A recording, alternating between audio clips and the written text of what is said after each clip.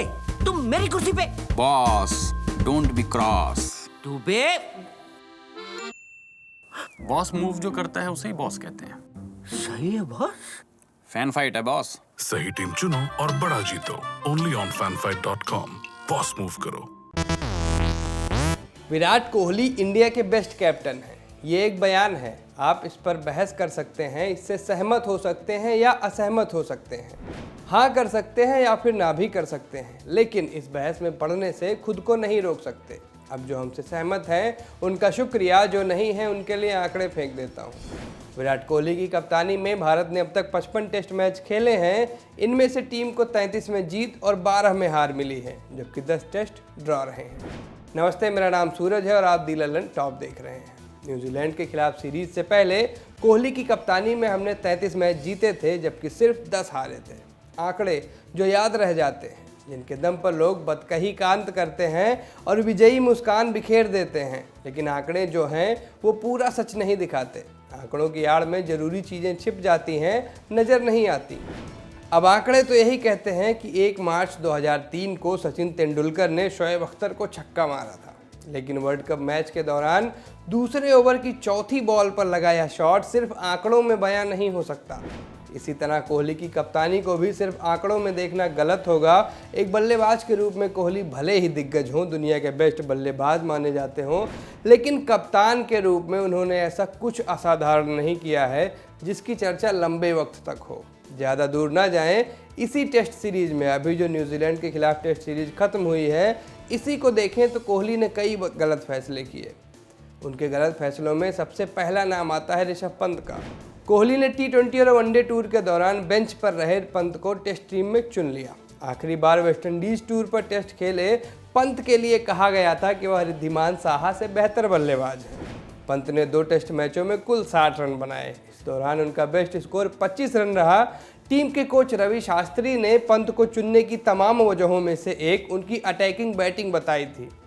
अब हमें तो समझ नहीं आता कि टेस्ट में 19, 25, 12 और 4 रन के स्कोर को कैसे जस्टिफाई करें। शायद कोच और कप्तान कर गुजरे।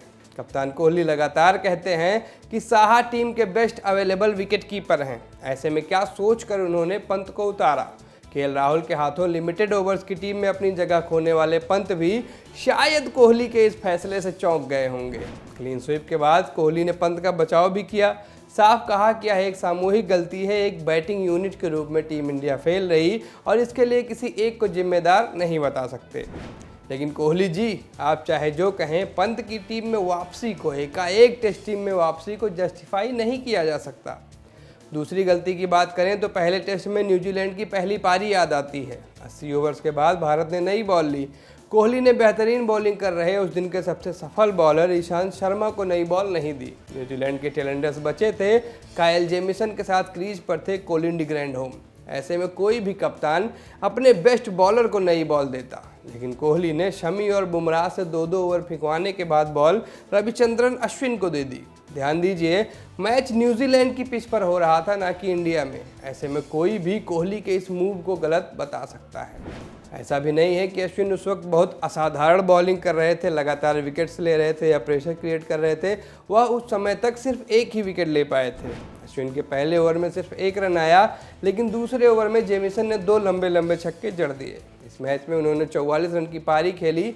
अंत में अश्विन ने ही जेमिसन को आउट किया और बाद में ग्रैंडहोम का विकेट भी लिया, लेकिन इस बीच इन दोनों ने मिलकर न्यूजीलैंड के लिए बेशकीमती रन जोड़े। ऐसे में कोहली अगर अपने बेस्ट बॉलर को नई बॉल दे देते तो क्या पता न्यूजीलैंड पहले सिमट जाती। इसी तरह दूसरे टेस्ट में उन्होंने 6ठे नंबर पर उमेश यादव को उतारा। टेस्ट क्रिकेट में नाइट वॉचमैन भेजने का पुराना इतिहास रहा है। जेसन गिलेस्पी तो नाइट वॉचमैन के रूप में डबल सेंचुरी तक मार चुके हैं, लेकिन ऐसे हाल में जब आपके मुख्य बल्लेबाज ही ना चल रहे हों, उमेश जैसे बॉलर को हनुमा विहारी और ऋषभ पंत से पहले भेजने के फैसले का क्या मतलब? ऐसी पिच जहां एक दिन में 14 से 16 विकेट तक गिर रहे हों, वहां क्रीज पर टिके पुजारा के साथ किसी स्पेशलिस्ट बैट्समैन को क्यों नहीं भेजा गया? उमेश के आने के बाद जल्दी ही पुजारा आउट हो गए। फिर दिन के आखिरी ओवर में उमेश भी वापस लौट गए। सिर्फ 5 रन के अंदर भारत ने 2 विकेट और शायद मैच भी गंवा दिया। विराट कोहली का पूरा कप्तानी करियर देखें तो उन्होंने ऐसी कई गलतियां की हैं। जहां बड़े कप्तान कठिन पलों में अपने फैसलों से पहचान पाते हैं, वहीं दूसरी ओर कोहली के साथ ऐसा कुछ नहीं दिखता। अक्सर बड़े पलों में कोहली की कप्तानी में कोई न कोई कमी दिख ही जाती है और कोहली इस कमी को ढकने की जगह अपना गुस्सा और दिखा देते हैं। उम्मीद है कि कोहली आने वाले दिनों में अपनी कप्तानी में सुधार करेंगे और ओवरसीज सेना कंट्रीज में भी हमको कोई टेस्ट सीरीज जिताएंगे। कोहली और उनकी कप्तानी के बारे में इस वीडियो में हमारी राय आपको कैसी लगी, इसे आप कमेंट सेक्शन में बता सकते हैं। साथ ही साथ अगर आपने इस वीडियो को फेसबुक पर देखा हो तो हमारे फेसबुक पेज को लाइक कर लीजिए, यूट्यूब पर देखा हो तो हमारे यूट्यूब चैनल को सब्सक्राइब कर लीजिए। इसके अलावा आप ट्विटर और इंस्टाग्राम पर हमें फॉलो भी कर सकते हैं। साथ ही साथ गूगल प्ले स्टोर पर मौजूद हमारे ऐप को डाउनलोड करिए और रहिए खबरों से सबसे पहले अपडेट। नमस्ते, मेरा नाम सूरज है, कैमरे के पीछे से मेरा साथ दे रहे हैं मोहन। बहुत शुक्रिया।